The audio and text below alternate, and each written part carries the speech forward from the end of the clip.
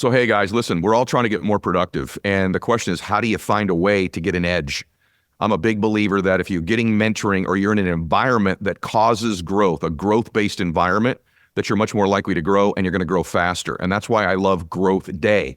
Growth Day is an app that my friend Brendan Burchard has created that I'm a big fan of. Write this down, growthday.com/ed. So if you want to be more productive, by the way, he's asked me, I post videos in there every single Monday that get your day off to the right start. He's got about $5,000, $10,000 worth of courses that are in there that come with the app. Also, some of the top influencers in the world are all posting content in there on a regular basis, like having the Avengers of personal development and business in one app. And I'm honored that he asked me to be a part of it as well and contribute on a weekly basis, and I do. So go over there and get signed up. You're going to get a free, tuition-free voucher to go to an event with Brendan and myself and a bunch of other influencers as well. So you get a free event out of it also. So go to growthday.com/ed. That's growthday.com/ed. The thing that brought you down, that broke you down, that made you feel like you were losing everything, gave you back everything when you used that to serve the people that were struggling with it. Money cannot buy you happiness, and happiness is the only thing that matters. If you'll let me change that to fulfillment, right? Fulfillment, something lasting. That's it. It's all that matters. When you have a big dream, it will introduce you to a part of yourself that you will never discover in your comfort zone. When you see somebody doing well, there's two emotions that can happen. One is, I'll never be Ed. Or you can look at it and say, wow, if Ed can do it, I can do it. This quote by Thomas Edison said, when you feel you've exhausted all options,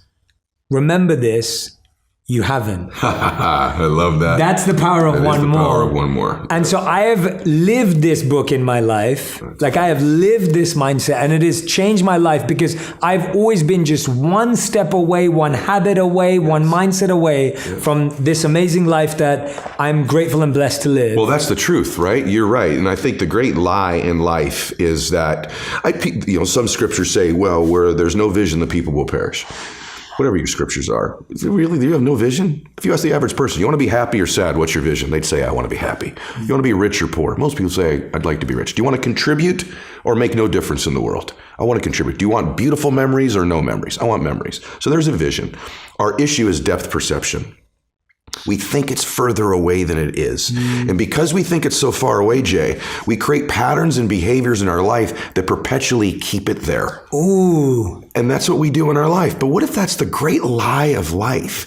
And what if the truth is that you're one relationship away, one meeting away, one conversation, one podcast, one interview, one new thought, one new emotion, one new tactic or strategy away from completely changing the trajectory of your life. And everyone that you and I know that we both work with, that we're blessed to work with in our lives, the truth is it was one decision, one meeting, one extra rep, one more phone call, one thing they did that changed their trajectory.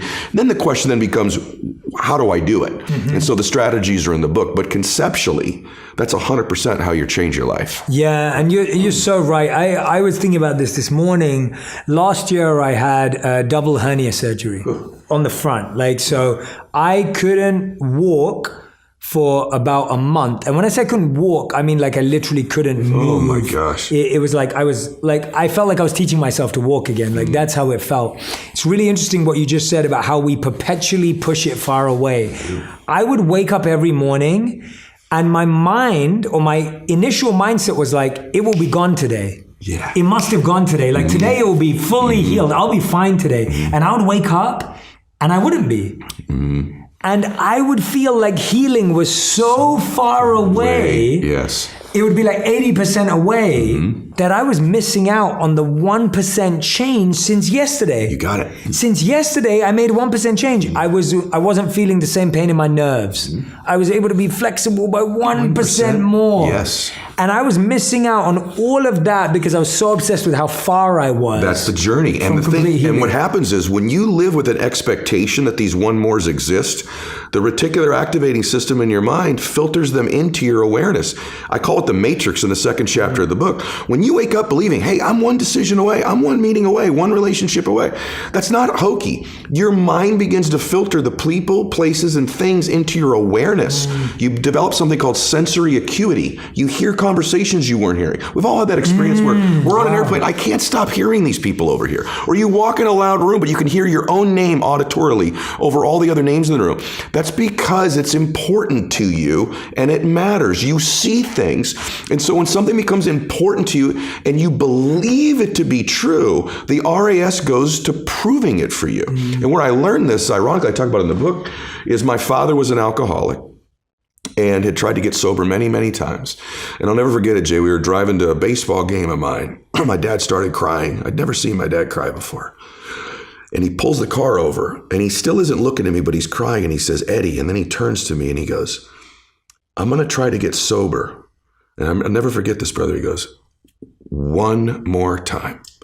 Wow. And I said, really, Daddy? He goes, I'm going to give it one more try.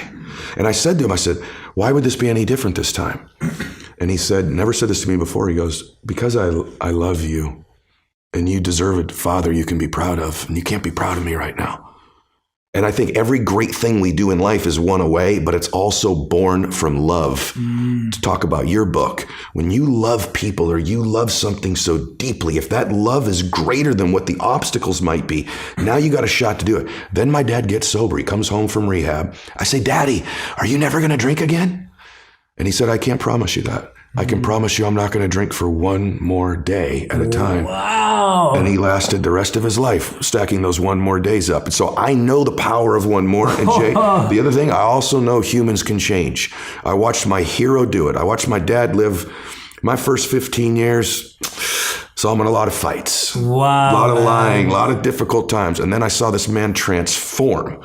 And in life, we're most qualified to help the person we used to be. And what we think in life, and I hope everybody gets this, we think the things we're most ashamed of, embarrassed by, our divorce, our bankruptcy, or maybe we've just always been average and ordinary. This disqualifies me from being successful and happy.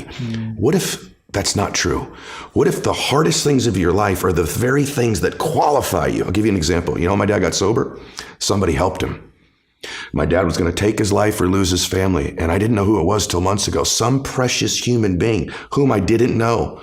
In my dad's darkest hour of his life, Jay said, I'll help you.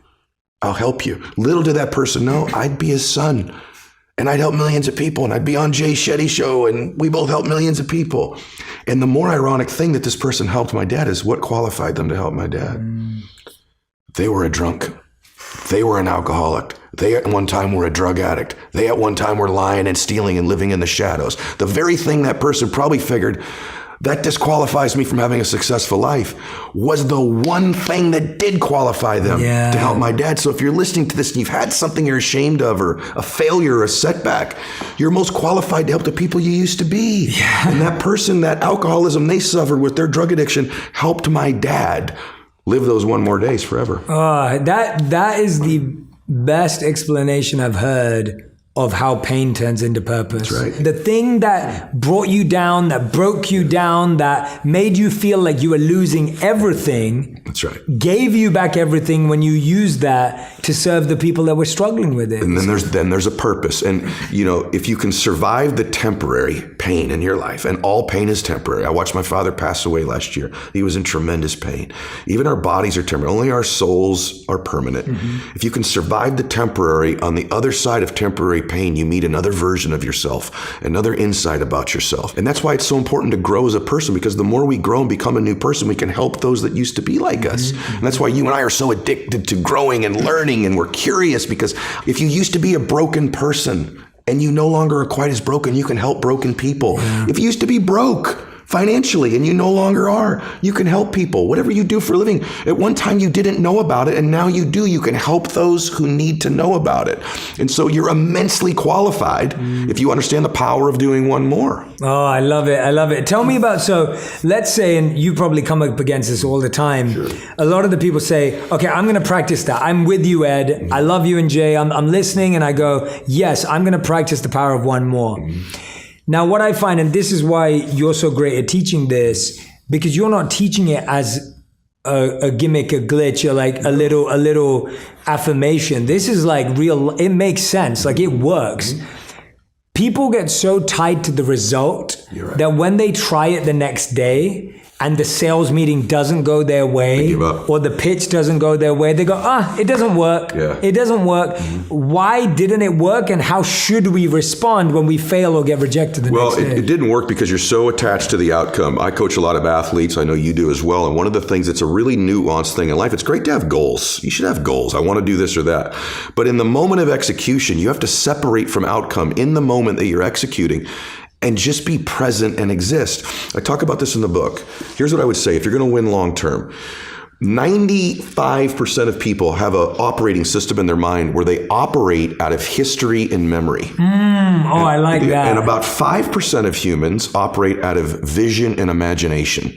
So the reason we're so much happier, I believe, when we're children is we have no history and memory. So we operate out of imagination and dreams and vision. But at some age, some people it's 5 years old, some it's 8, some it's 18, some it's 28. They create a history. And that history then becomes the operating system. So even if they take on a new behavior or tactic, they're operating out of a pattern of thought and belief that's historic and memory-based. And so the number one thing I would say is begin to operate out of your imagination again, out of your vision again. Create from that place. If you create from that place, now you're not tied to the result in that moment. You're giving yourself space to imagine and create something new in your life. I've never heard that in that language, man. That is so powerful. Thank you. You're so right about as kids how we don't have any memory or history, so we don't have any blocks, we don't have any limits. Don't. And begin to listen to the people around you. People say, hey, you're the product of who you hang around. Wow. How do I know if they serve me or not?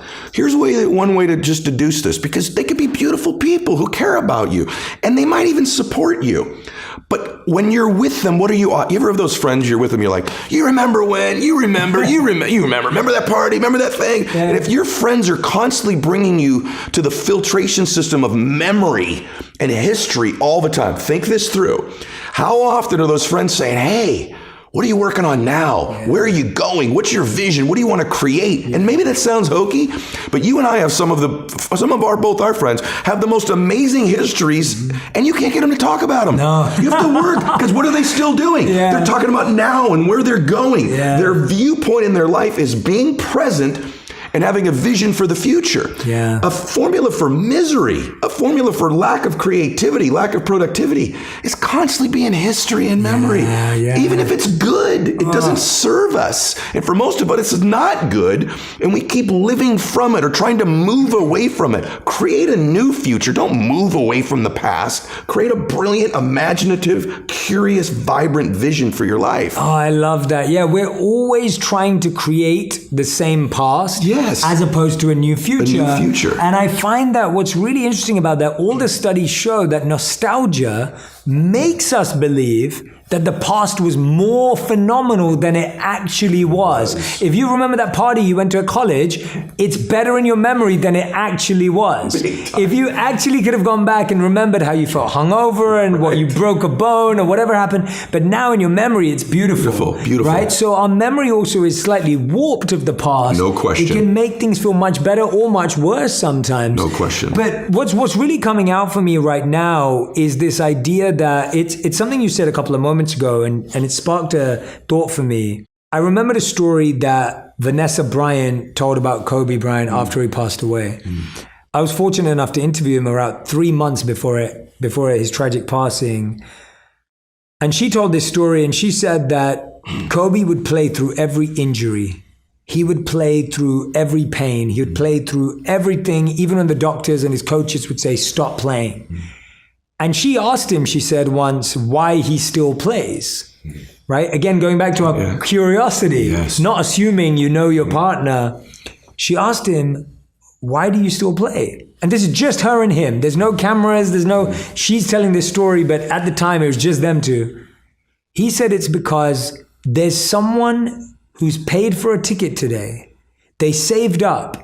And this is the only time they're ever going to be able to come. Maybe maybe a dad's brought his kid. Maybe someone's come to the game. They're a lifelong fan, and they came today. And today's the only day they're going to get to see me. And if I say I'm injured, Yes. They won't get to see me. So awesome. So I'm going to play so that person, that one person, gets to see me play, and then he goes and wins. Yes. And it's like, that's love. That's right? love. That's what you were saying. Love for something is in the present moment also, right? Wow. Love is not just for the past. And it's funny how important one day is, man. When my dad got sick, my dad got cancer. When he first got sick, he goes, hey, my dad was a dude. He goes, look, I'll fight this one time. Okay, I'll do your little chemo and your surgery, but I'm not going to pour poison into my body. I'm not going to lose my hair. I'm not going to deteriorate. I'll give this thing a shot once. If it doesn't work, I'm out. That led to 8 years of him fighting it. Wow. Chemo, radiation, proton therapy, surgery, chemo, experimental chemo. And he did lose his hair and he was in pain. And I'd say to my dad, I say, Dad, you're suffering so much. You said you wouldn't suffer. He said, no, Eddie, I'm in pain, but I'm not suffering. I choose not to suffer. And I'm not suffering because I get to see my grandkids again. And I said, Dad, why are you doing this? And he said, you only understand the power of one day when you're threatened with never having another one. And I'll do anything for one more day. Get to be with you one more time. Give your mom a kiss one more time. Maybe I'll see one of my granddaughters get married. And he goes, I'll do anything for one more day. The beautiful thing is I was actually with Kobe a week before he passed away. We were in the same gym. Our daughters played volleyball. And ironically, that day, I watched Kobe walk out of the gym. There was only a couple dads left. It was late at night. He stayed and I stayed. And he had his youngest daughter in his arm and he was rubbing his other daughter's back. And I remember taking note of it because I was with Bella at the other end of the gym. And I remember thinking, I don't hug Bella enough. I need to hug. No joke, bro. It's in the book. I went, I got to hug Bella one more time every day. Not just once a day, plus one more time every day. My daughter's going to get extra hugs because Kobe does that. What if I could have said to Kobe when he got in his car, Kobe, you have one more week, brother. Tell those that you love them. Get it right. Whoever matters to you, make it right. Call your dad, make it right. Call your mom, call your family. What if the day before you could have said, Kobe, you have one day left?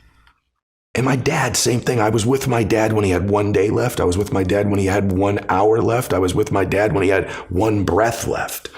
And when we begin to think of our life that way, the power of right now and having one more moment and one more minute is so beautiful. It's so blessed. It's so big. It's so amazing. Why would we spend that minute in history? Why would we spend that minute in the past when we could be fully present in creating the future? And so, I think most people think, Jay, everyone else is going to die. I think they just, I'm not going to die. Or they go, I'll get around to being happy. I'll get around to making my masterpiece of my life. I'll get around to my dreams. I'm going to get around to fixing this relationship that's broken. I'm going to get around to feeling those emotions. And then it's another day and another day. And they keep it in the distance until there are no more days. And I don't care if you're 18 years old listening to this, 28 or 48. We don't know if we have one more day or 100 more days or 1,000 more days. But we know this, there'll eventually be a time where we don't have any more days.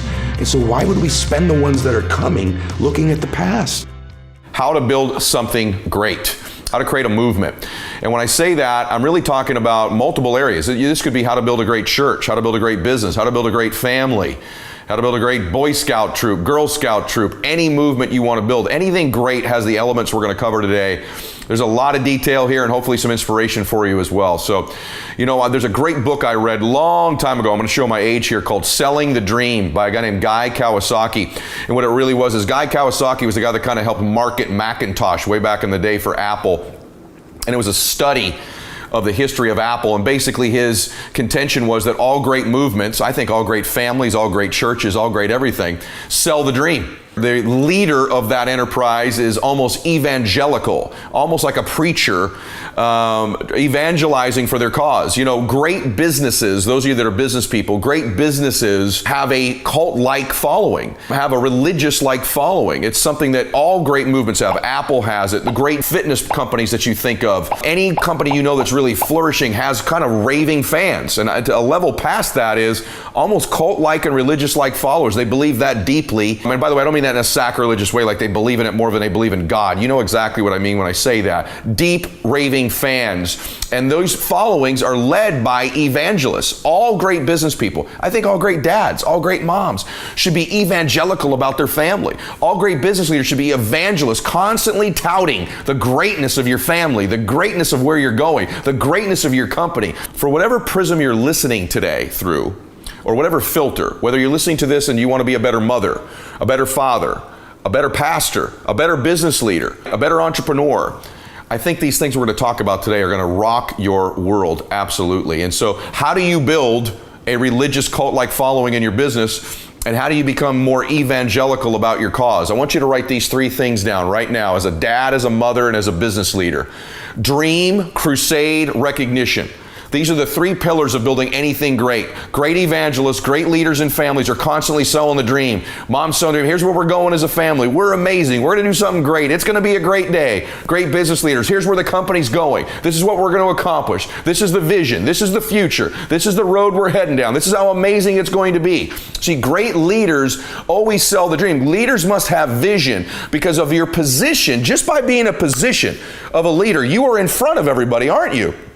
Which means your point of view should be different. You can see things they can't see. Your job as a leader is to say, here's what I see. This is how amazing it is, and this is how we're going to get there. So great leaders, like that book said, sell the dream constantly. Great entrepreneurs are constantly conscious of selling the dream to their employees, to their clients, to their vendors, to potential clients, to people they sell, to people they do business with, to people in the warehouse. No matter what your business is, I don't care what it is, always be selling the dream. Listen to me. Always be selling the dream, and do it repetitiously. Don't get tired of saying the same things over and over again. See, business is not about saying new things to old people. Business is about saying old things to new people. So constantly be selling the dream. As a mother or father, you want to turn your family around? You want to raise great kids? Sell them the dream on the future. Sell them where they're going. Sell them where your family's going. All the time, sell the dream, sell the dream, sell the dream.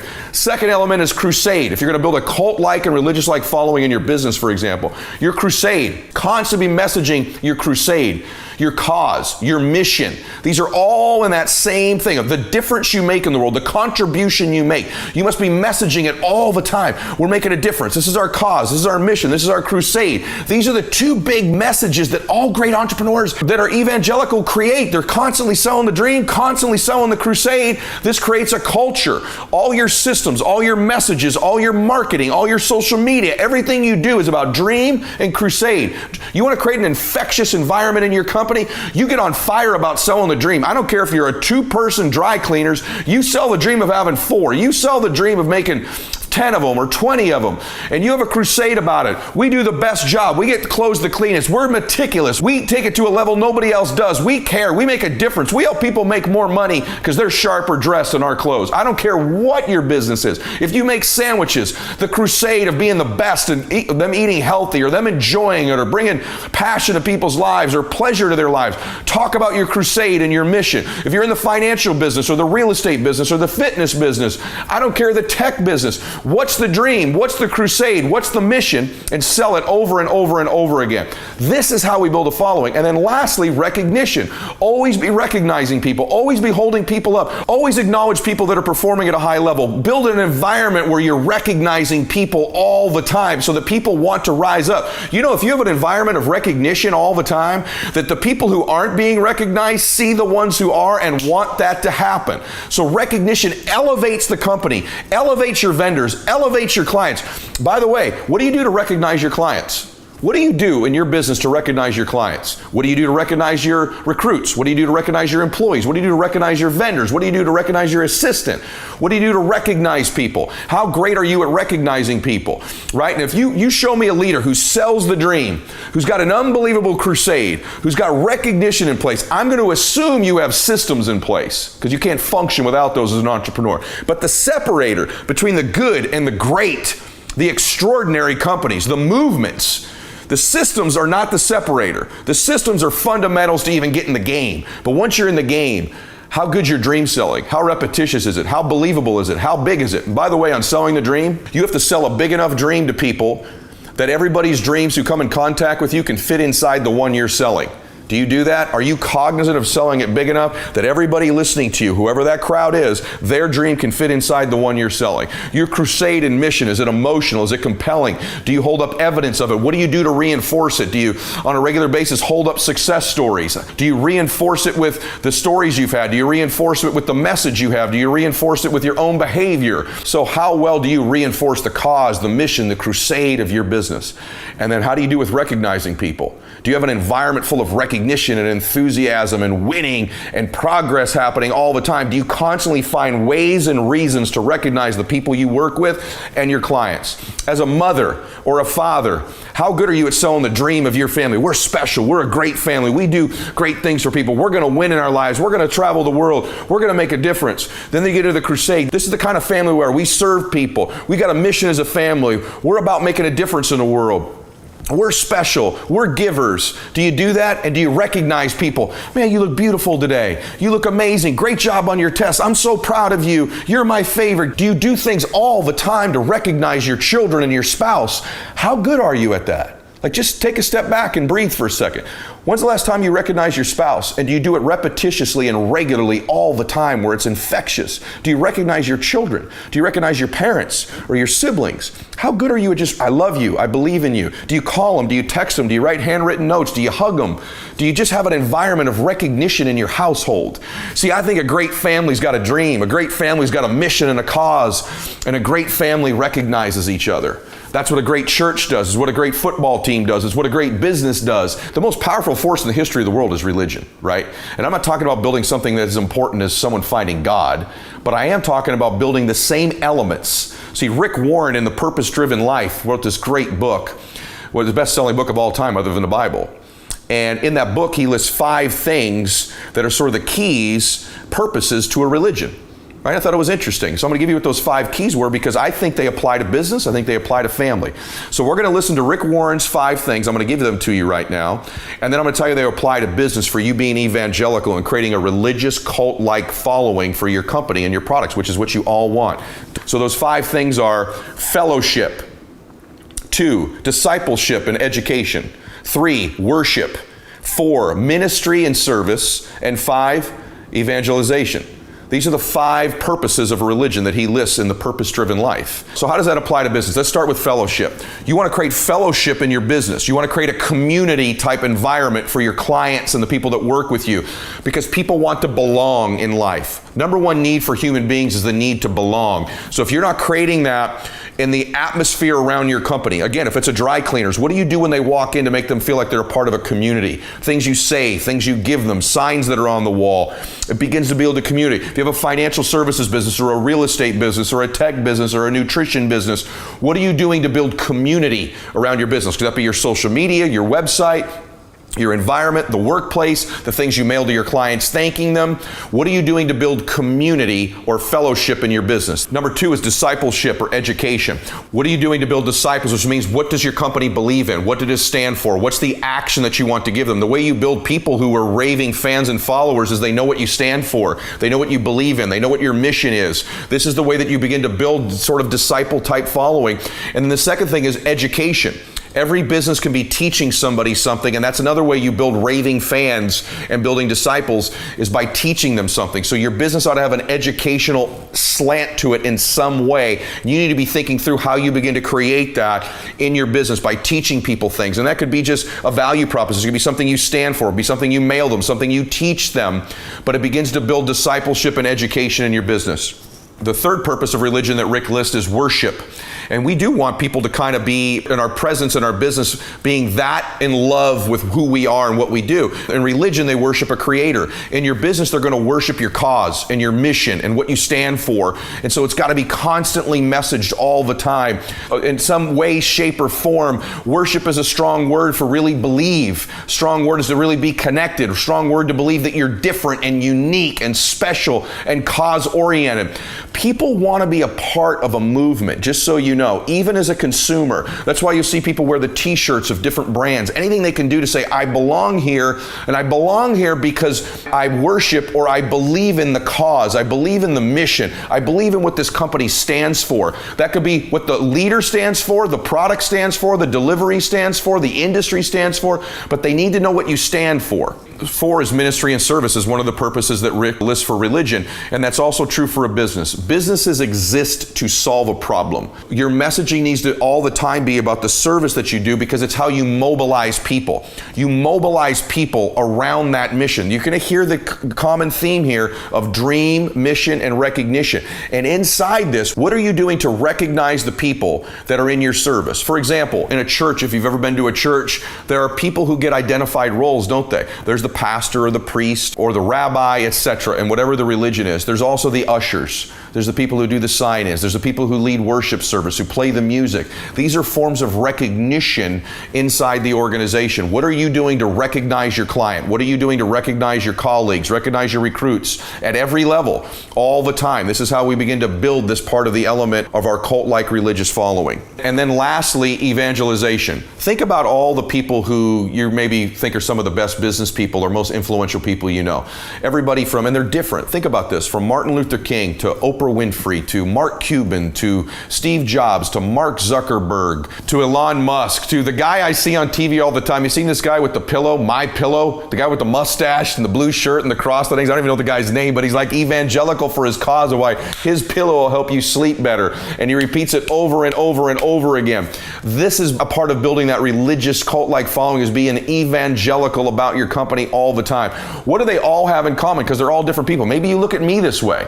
Maybe it's one of your favorite business leaders, right? One of your favorite influencers. They have that element. We all look different, we all talk different, but we all had a cause that we preached over and over again. And by the way, no way, shape, or form am I equating the My Pillow guy with my hero Martin Luther King, or am I equating Oprah Winfrey with myself. My point is that any great leader, I'm talking about the best restaurant in your town, there's an experience when you go in there. And that's the part of it I want you to understand. There's got to be an experience in your family to make it special. There's got to be an experience of being in that household, whether it's where you go or the environment in your home or just the spirit that's inside your home. That's an experience. People want to have a great experience that they do business with, right? So what experience are you creating? When they walk in your restaurant, how do they feel?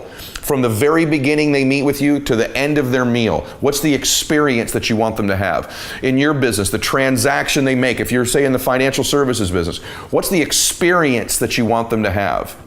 Think that through for a minute. From the minute they meet you through their entire lifetime with you, what's the experience feel like? Because if you want referrals, which is what you say you want new people, people refer people when the experience is blissful, when the experience is amazing, when the experience is unique. Think about the places or businesses you do business with right now that you love the most. Your favorite restaurant, your favorite clothing brand, your favorite influencer on social media. Hopefully me. Right? So what's the experience like? How do they make you feel when you're in their restaurant, when you're consuming their protein product? And maybe that whole experience is how you order it, how you buy it, the note they write you. My friend Andy Frisella, my business partner, they're so specific at First Form, but when you buy that product, everybody gets a handwritten note. There's an experience that's different than just getting it shipped to you. They're creative at how they make people feel, even if it's in a benign transaction, like a dry cleaners, right? Like a sandwich shop. But it's really important in every business to just make the experience of doing business with you slightly different and more enjoyable and pleasurable than everybody else. In today's world, what distinguishes you more than anything is the experience. It's all the things we've talked about. It's the dream, it's the cause, it's the crusade, it's the recognition. It's all of that wrapped up in what's the experience that people are having when they're with us, because that's what they will recommend to people is the experience. What makes a great family is the experience day to day of that family. It's never perfect, right? There's ups and downs, but what's the spirit and experience in that family? As a mother, what you're creating? What's the experience you're creating as a father for your family? As a business leader, what's the experience? As a pastor of a church, what's the experience there from when they walk in to when they walk out to when they get home and you connect with them through social media or however you connect with them? What's the experience of doing business with you? These are the elements of creating a movement, of creating anything great. These are the ways I believe that you create a great family, a great baseball team, a great Girl Scout troop, Boy Scout troop, church or business. These are the elements that create that kind of following and that greatness about what you're doing. You can do something great with your life. You were born to do something great with your life. Yes, you, driving in your car right now, having that bad day, on the treadmill right now, man, just things aren't going the way you want right now. Maybe you're watching this on YouTube going like, hey man, I don't even have a business right now. I'm not even sure I am a good dad. It doesn't matter. Your past does not equal your future. You were put here to do something great in big ways and small ways. You're supposed to help other people. You're supposed to make a difference. You matter. Listen to me. You matter. Your past does not equal your future. Here's the good news. Your present doesn't equal your future either. You're capable at any time of turning your life around. And if no one's reminded you lately, let me remind you. You're supposed to do something great. You're called to greatness. You're called to something higher than where you are right now. And it's some of these elements that matter in doing it. But more than anything, what matters is you knowing it. You knowing you're favored. You know you can do something great. You know you're not out of time. You know you can turn your life around. I know it. Now you need to know it. In fact, you need to know it deeply because it's true. I promise you. I promise you. I promise you. You can do something great with your life. I'm always here, by the way, to help you do it, to inspire you, but most importantly, probably to give you the tools to do it. I wouldn't be spending my time for free with millions of people if I didn't think each and every one of you were capable of doing something great with your life. I do this because there's this little part of me that hopes I'm looking at the Pacific Ocean out here. If I'm a drop of water in the ocean of your life that helps you create a wave that makes a difference in the world, I'd love to be that drop of water in the wave of your life. And I know you can be that wave. I know you can transform your own life and other people's lives at the same time. I hope you hear me on that. I mean it sincerely. As you know, I recently moved to New England, and guess what I got? A lot of leaves. I'm so excited that Leaf Filter is sponsoring the show right now because I wish I had them about 10 years ago. I owned a house in Idaho and my gutters got clogged. A lot of you relate to this, with a bunch of leaves, and I did not get them cleaned out. It created a massive disaster where my gutters actually flooded into my roof. I had to have the entire roof repaired.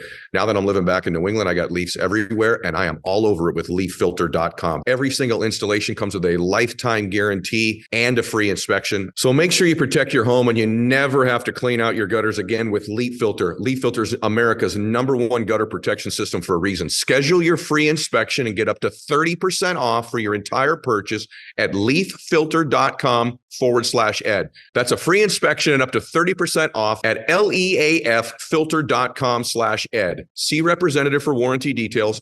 Promotion is 20% off plus a 10% senior or military discount. 1 discount per household. Hey guys, you've been hearing about Mint Mobile probably everywhere, and I'm super excited that you're hearing about them now on the Ed Mylett Show because I just switched my daughter's long distance service over to Mint Mobile because they use the same 5G service everybody else is using, but it's so much less money. So with big network providers, the big wireless ones, what you see is what you get. Somewhere between the store and your first month's bill, the price you thought you were paying magically skyrockets. So you can say bye-bye to your overpriced wireless plans with these jaw-dropping bills that you get every once in a while. Unexpected overages, which we just got. So to get this new customer offer and your new 3-month premium wireless plan for just $15 a month, go to mintmobile.com/Mylett. That's mintmobile.com/Mylett. Cut your wireless bill to $15 a month. mintmobile.com/Mylett. $45 upfront payment required, equivalent to the $15 a month. New customers for the first 3-month plan only. Speed slower on 40 gigabytes on an unlimited plan. Additional taxes, fees, and restrictions apply. See mintmobile.com for details. You talk a little bit about seeking power. Yeah. And it confused me when I first heard it. I'm not sure I even liked how you said it at first until I understood it.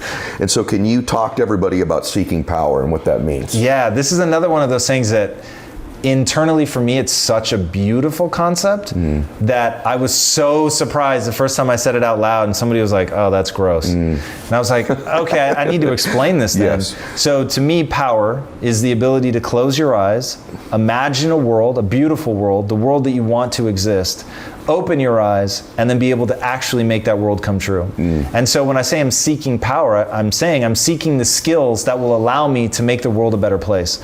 It will, whether that's to be able to connect with people and build a team and get other people excited, whether that's to be able to build a business that generates enough funds to improve the lives of the employees and the people that we touch with great products. You know, whatever that is, like to be willing and excited by the thought of going out and getting those skills, because those skills really are powerful. And to me, it's like people misunderstand power the way they misunderstand money. So when people say money is the root of all evil or power is the root of all evil, that's to fundamentally misunderstand why they're so coveted.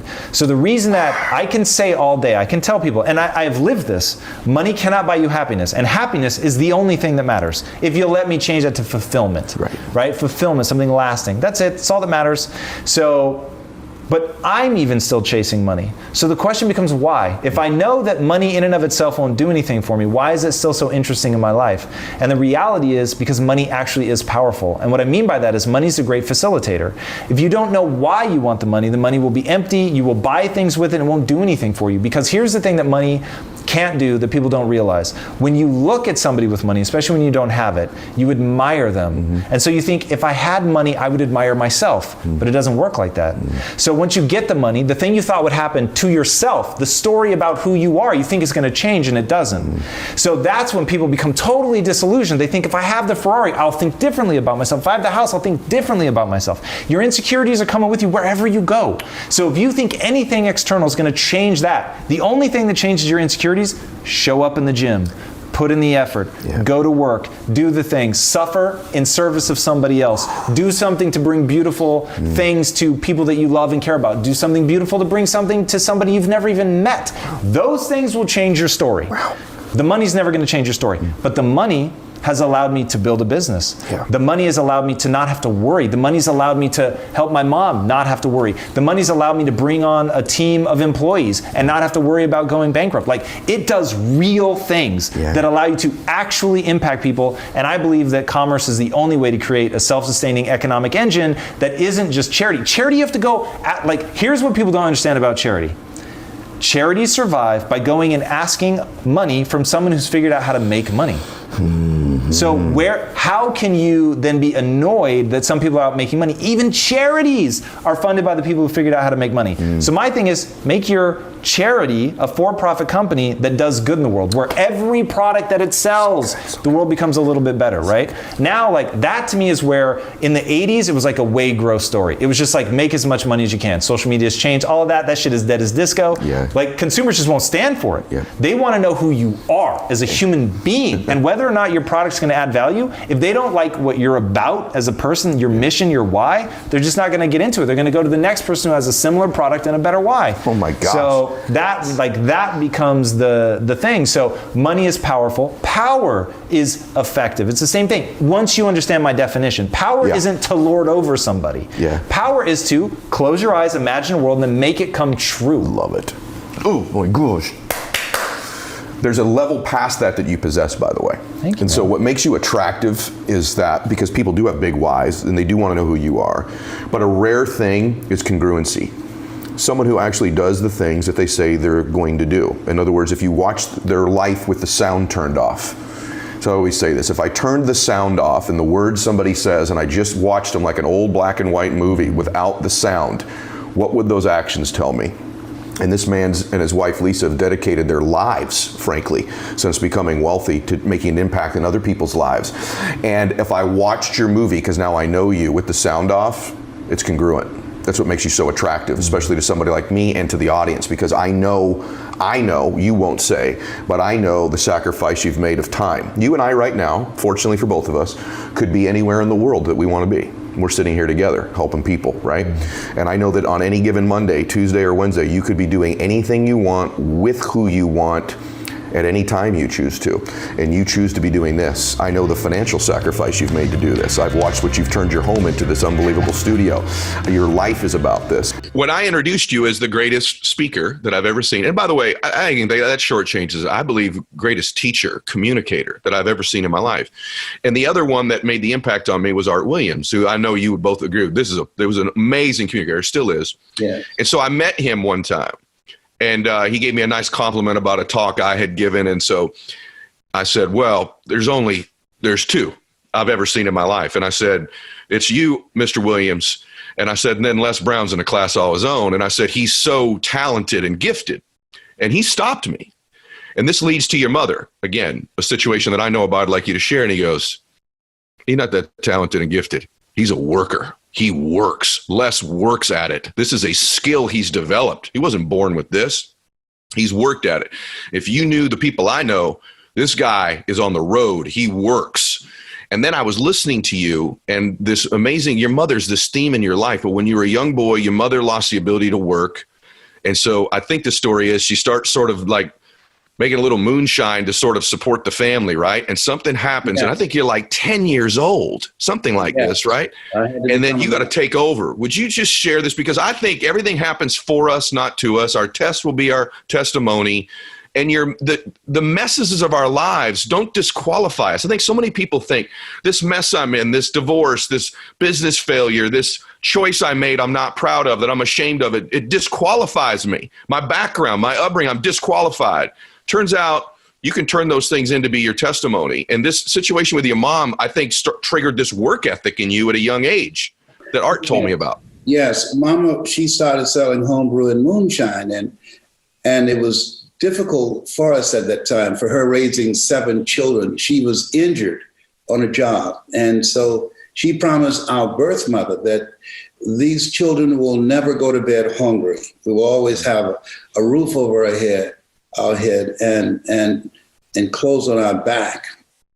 And a man came. I'll never forget what you're talking about. So you've done your research as much as I've been doing research on you. You and I are so much alike.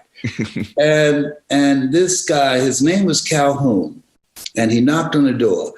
He said, Leslie, how are you doing? I said, fine. Mama always said, don't ever open the door without telling me. Mm-hmm. And I said, oh, hey, Mama, hey, no, don't tell her. I've got 2 friends with me. We're going to surprise her. Open the door. And I opened the door and let them come in. And one of the guys grabbed me. I was 10 years old in the throat and hit me on the side of the head and threw me up against the wall. And he said, she's back there in the room. Mm. And they went back there, and Mama was selling homebrew and moonshine. And he said, pull up the linoleum. And they pull up the linoleum, and she kept it under the floor of the house that we were in. And they brought Mama out in handcuffs. Then I said, Mama, I'm so sorry. And she said, it's okay, Leslie. It's okay.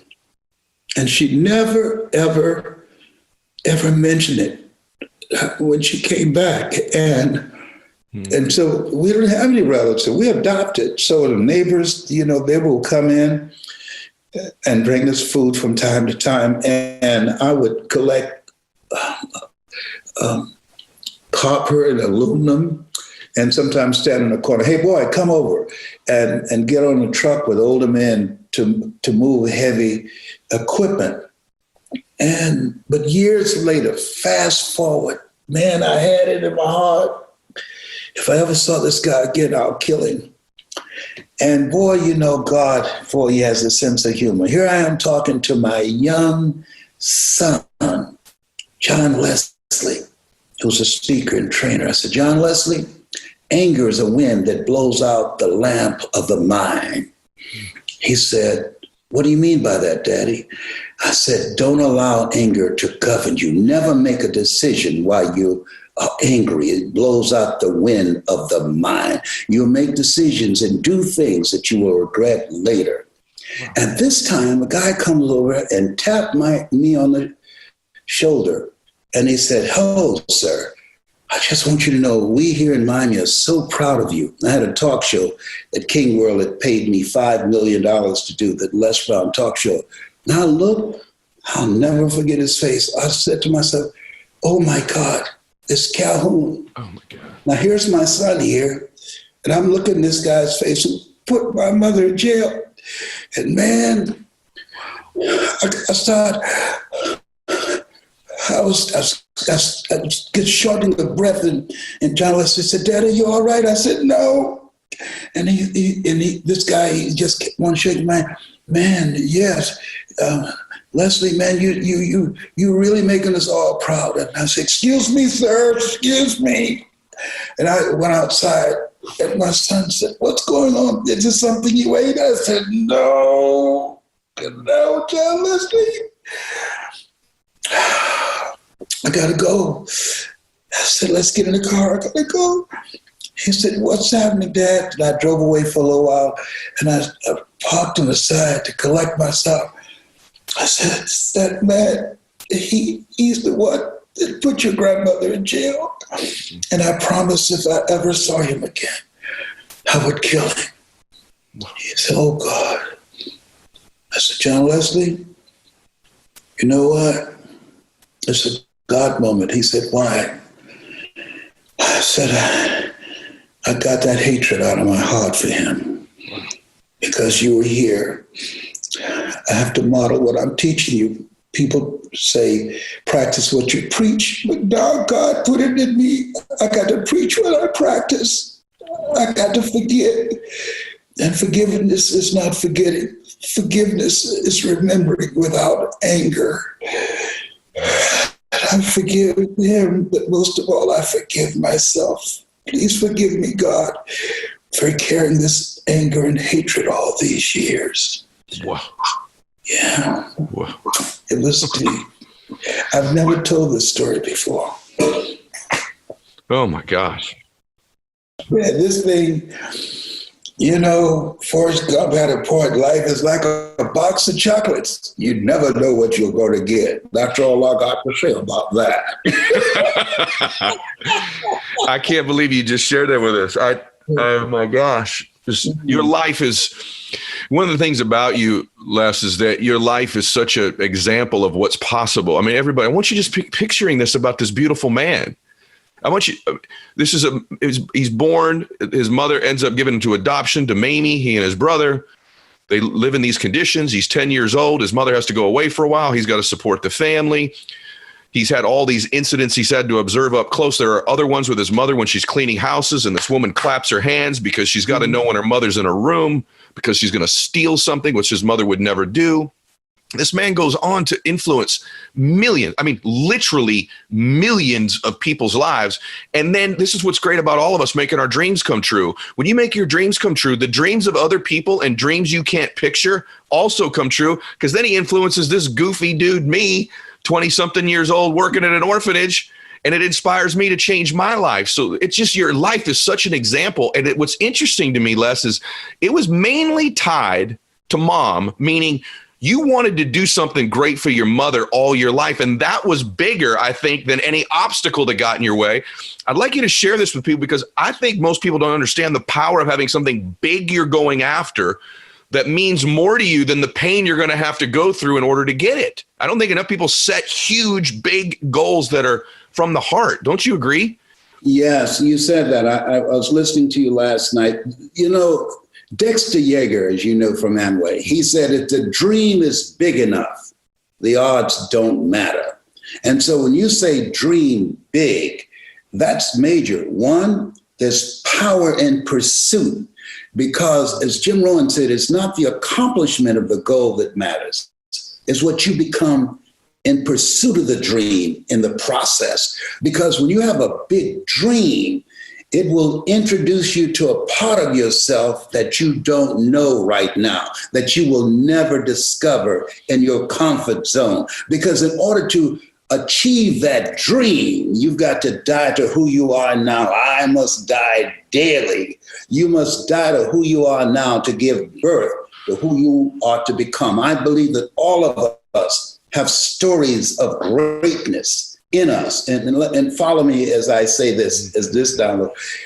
We all have stories of greatness within us. In the beginning was the word. Thou shalt decree a thing, and shall be established unto you. When shall the kingdom of God come? Seek ye first the kingdom of God and his righteousness, and all these things will be added unto you. When shall it come? The kingdom of God cometh not by observation. They shall say, is neither lo there, lo here. Behold, the kingdom of God is within you. And that kingdom is voice activated. So when you speak, People who are in a dark place, you will bring them out into the light. When you speak, somebody's got a gun to their head. When you speak, they'll realize life is God's gift to me, and how I live my life is my gift to God. When you speak, someone who's depressed and feeling anxious will remember, be anxious for nothing. I'll keep thee in perfect peace, whose mind is stayed on thee. So that's the power that you bring. And all the products that you have on YouTube that how ironic. They said, coincidence is God's way of staying anonymous. I've been so marinated listening to your stuff. And then you've been listening to me. Come on, look at God. What a mighty God we serve. Come on. You can't make this stuff up. That's like my honor to think that you listening to my stuff. I got to tell you, you guys, you just get what I told you all, you just have this treasure. It's like, you never want to stop hearing from Les. He's just remarkable. And the way you pull things and download them from all these places is it's mind blowing. I wish I were that great. You are the messenger and you are the message. What did you used to believe pretty passionately about life or business that you no longer believe? In other words, my favorite people are people who change their minds. I love when people who've never changed their mind, I think, really, all the new information, all the experience you've got, all the wisdom, all the successes and what you think are failures or setbacks in your life, you've changed your mind about nothing that matters, nothing at all in your life has changed. So it's a really hard question. And I don't know if anything even occurs to you, but is there something you used to really believe? Like for me, I used to really believe that most rich people got there through some ill-gotten means. I don't know why. I just sort of believe they must have done. Because you're part Italian and you grew up on the East Coast. That's what everybody believed. We all believed it, right? And by the way, that belief system caused me to not want to be one of these people subconsciously, unconsciously for many, many years. I think it was one of the things that held me back. And then I also thought for a while, well, then it flipped and I kind of had this epiphany. I went, but then if I have a ton of money, I'll have no problems. Well, that turns out that's not true either. Right? There's issues. But so I've altered my belief systems about many different things in my life. I'm just curious if there's one of yours that you used to believe, you just knew you were right, and now you look at it totally differently. I think I believed, so I might have two answers for that, but I'll go quick on them. No, go. One is I used to think from where I came from, right? It doesn't mean, and I'm not saying mine's different than yours or worse than yours, just my experience of a blue collar family. Dad worked in a collision shop, made $25,000 a year and sucked paint fumes every day of his life. My mom cut hair and cleaned houses for a living, right? So coming from where I came from, I thought I could be more successful than them, but I thought there'd always be a cap because I didn't go to Harvard or I didn't have a good college education, because I wear t-shirts every day, because I don't have a vast vocabulary, because I don't act like, I thought there was a limit. And what I realize is it's all the same. The way you might worry about $1,000 or 10 grand or 100 grand or 1,000,000, 10 or 100 million, the secret, it all feels the same. It's all relevant at the time of life you're in. The deal when you're trying to get your first real estate deal to make $1,000 compared to the deal where you can make 20, it's the same emotion, the same feeling. And what I realize now is I have the belief, it's my decision. I can make a limitless amount of money. And if I want to give it all away, I will. But there is no, I really want you to hear this. I thought forever there was this cap and then only this elite group get to go all the way. If I wanted to go to $1 billion, and if I set that as a goal, I could be there to that is my belief now. And that wasn't always my belief. And that's really been compounded over the last 5 years. That's probably it. I love you. I just enjoy it so much, man. I think you're such a good man. I'm really grateful we're friends. Well, I feel the same way, Ed, and I appreciate, we don't get the chance to see each other. We're all busy, but even our little text messages that we do maybe once a week, they just put a smile on my face. And one last thing I want to share with everyone is the other thing that, and this I'll end this here because I know we've been a little longer than we thought we were going to go here, but social media, again, is such a blessing in so many ways, but it also can, when you see somebody doing well, there's two emotions that can happen. One is, damn it, I'll never be Ed. I'll never get there. I just want to get my first deal. Or you can look at it and say, wow, if Ed can do it, I can do it. Right. I'm going to encourage you to have that filter on all the time, that don't look through the lens of envy or jealousy, because it will cripple you, even if it's just a little bit. When you see somebody getting ahead, the first thing I want you to think about is that man or that woman put the time in. They failed miserably. They had family question them. They probably lost all their money once or twice. They probably had sleepless nights. They may have had an ulcer. They may do things. Listen, there are still things I stress about and worry about that nobody will know. I still work on trying to sleep through the night because I worry about so many things and have so much on my mind. We all have stuff going on behind the scenes that no one knows. So when you see somebody successful, say, man, I can imagine what they went through to get it, and I'm proud of them, and I'm so happy for them. And I'm telling you, God, the universe, with karma, whatever you believe in, will reward you when you're doing that, even though no one's watching. I'm fired up about today's show because we're getting right into what it takes to win. And that is this. Write this down. One more. See, I accepted a long time ago I wasn't the smartest, the best looking, the fast enough, with the best background, the most connections. I didn't have any of those things. What I could control was my work ethic. You've heard me speak many times about outworking everybody, but I think that just feels good when we hear it, but most people don't take it seriously. If you think that I have a little bit of success in my life, I can tell you what I attribute it to.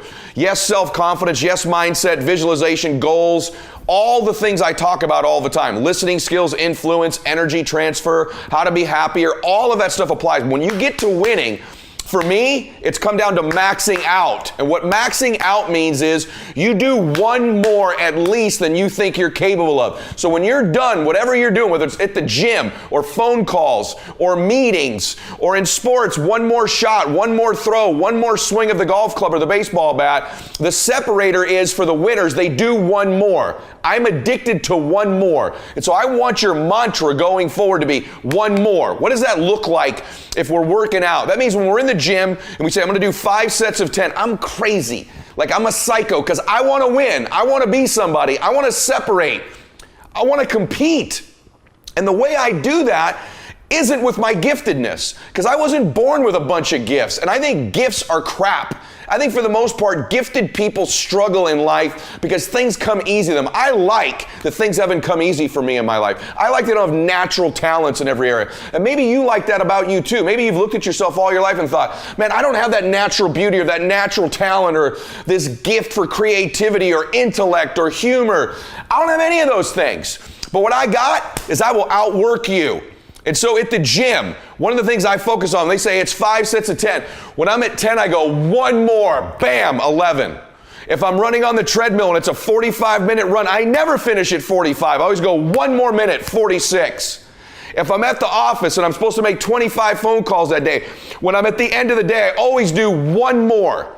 If I've got meetings, I always do one more. My mantra for 3 decades in business has been one more.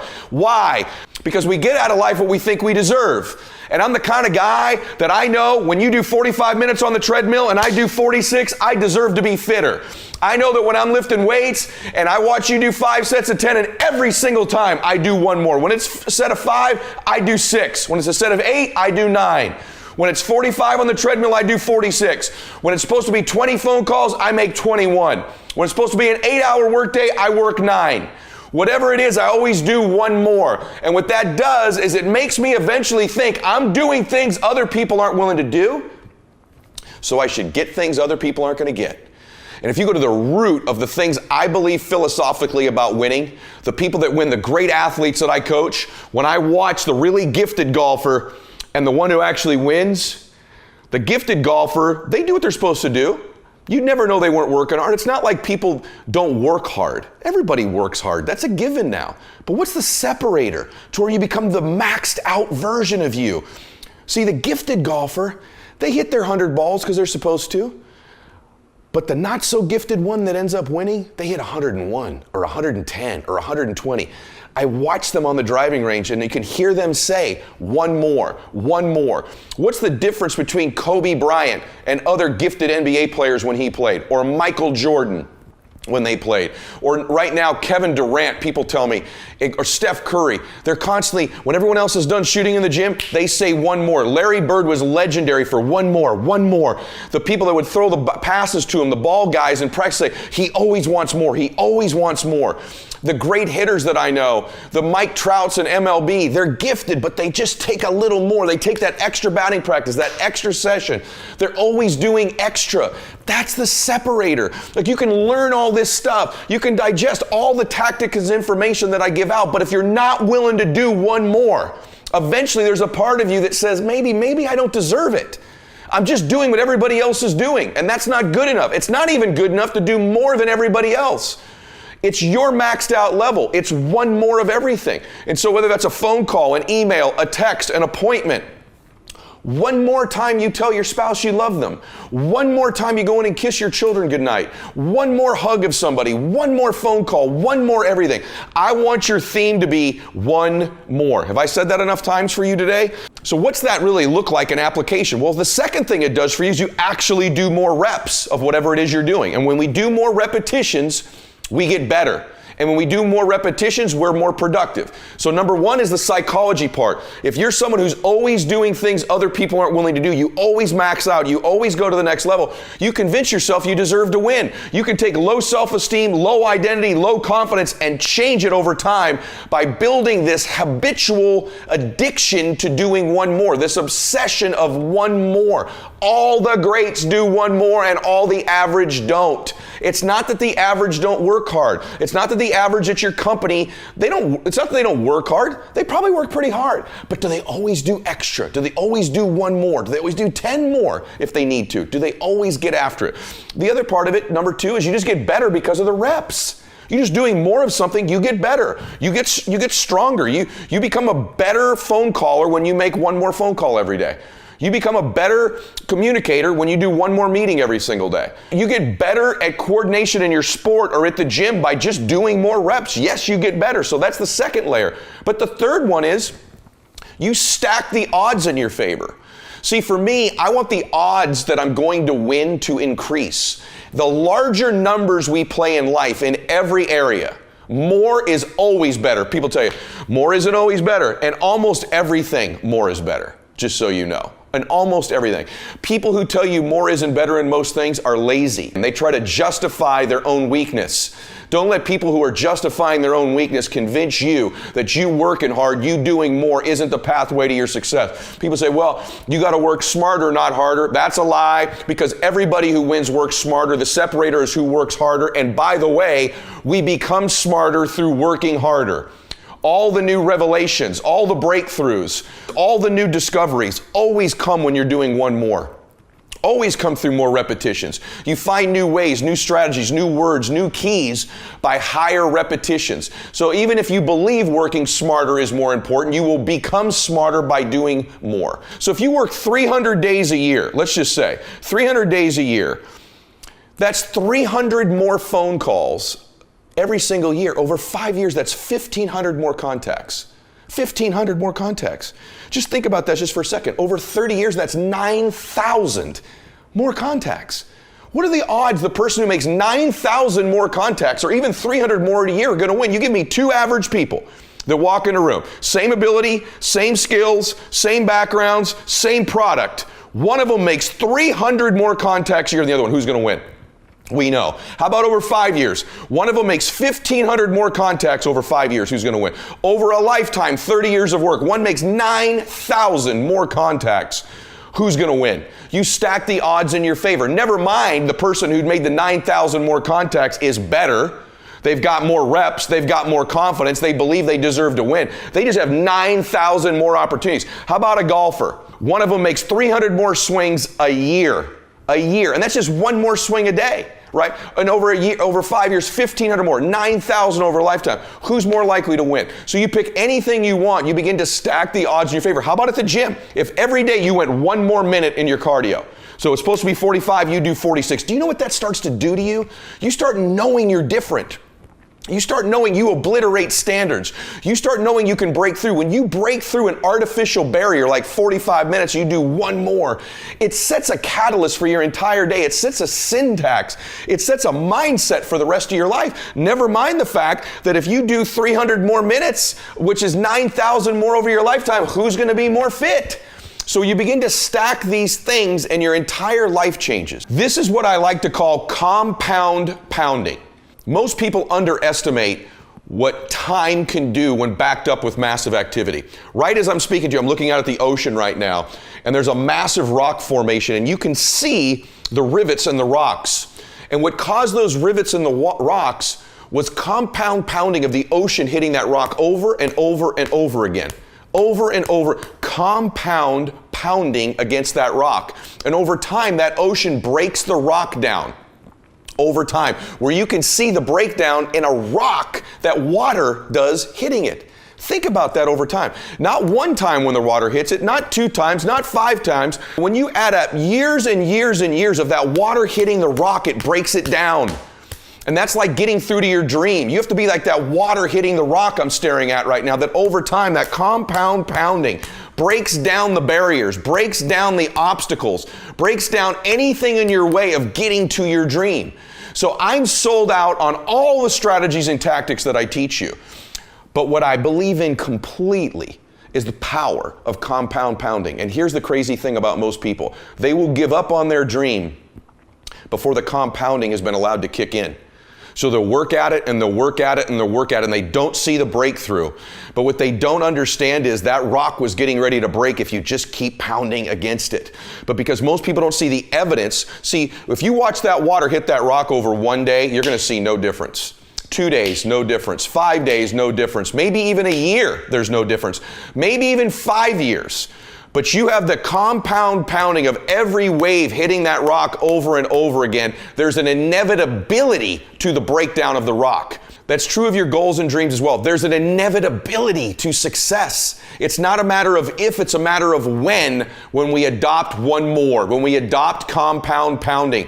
Do you know the kind of confidence you begin to have when you just accept in your life that I am going to be relentless, I'm always going to do extra, and you accept the fact that all things break down over time. All the barriers will go away, all the obstacles will go away, everything in your way will go away if you keep after it over an extended period of time. Most people overestimate what they can do in a year.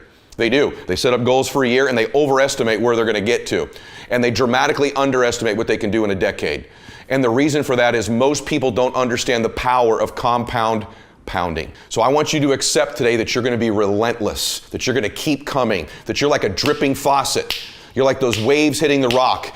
Other people are going to get slowed down. Other people are going to take a break. Other people are going to flinch. Other people are going to cool it. Other people are going to believe they've made it. Or maybe some people are going to believe they can't make it. But you're going to be relentless. You're going to be repetitious. You may not be the fastest. You may not be the smartest. You may not be the strongest. You may not be the most beautiful. You may not have the most articulate thoughts and ideas in the world. But what you got is compound pounding. What you got is one more. And when they get weak, you just keep company. When they flinch, you blow their doors off. That's how you win in life, is you keep getting after it and keep getting after it until the job gets done. So a lot of people can be excited for a day. They can be excited for a month. Some people can be excited for a year or 2 or 3 years. But the winners, they stay excited as long as it takes to get the job done. They keep after it until the job gets done. They never stop. They're always after it. And that's where their strength comes from. That's where their confidence comes from, is knowing their capacity to keep coming at you, and that all your competition's going to get weak. They're going to get tired. They're going to surrender. They're going to give in. They're going to think they made it. They're going to take a break. They're going to cool it. And you just keep coming. It's just nature. Just like the nature of the ocean against that rock, it's just nature that you run down your dream, that you knock down your dream. I want you to implement all the things that I teach on Max Out, all the tactics, all the strategies, but more than anything, I want you to buy into the fact of an inevitability of you winning, that it's inevitable, that it might not be a year or 2 years or 3 years, but you're going to stay excited and you're going to keep doing one more until the job gets done. Today's message is very simple. You can win. You should win, and you will win. I want you to feel this. You will win if you just keep coming. You keep getting after it. You keep doing one more. You can control this. You can't control all the exterior things in your life, people's attitudes, how they treat you, who cancels on you, who changes their mind, who hates on you, who lets you down. But you can control this. You can always go 46 instead of 45. You can always go 11 instead of 10. You can always make the next phone call. Always do one more meeting. Always do one more. Always, always, always. And I promise you, you will knock down that rock that's in between you and your dream and make them come true. Today's really simple. You're gonna knock down whatever that rock is that's in between you and your dream. You're gonna keep after it. You're gonna be relentless. You're not gonna give in. You're gonna be the person who stays excited until the entire job gets done, until that dream is real. And you know long term, all these other people, they're gonna flinch, they're gonna get weak, and you won't. You've adopted a max out mindset. And I wanna remind you today to stay connected with me. I want you to win. Hope you can feel it today. I wanna break it down to its most simple form, which is that you use nature to your advantage. You use the force of you, the force of effort, the force of sustained effort over an extended period of time to wear out the obstacles in front of you and your dream. I want you to feel the confidence that comes with it. I'm telling you, look at me, listen to me. You're gonna do this. You're gonna win if, and it's a big if you'll just adopt it. It ought to be written everywhere. One more, max out, everywhere you can put it. It's inevitable. It's not if anymore. It's just when.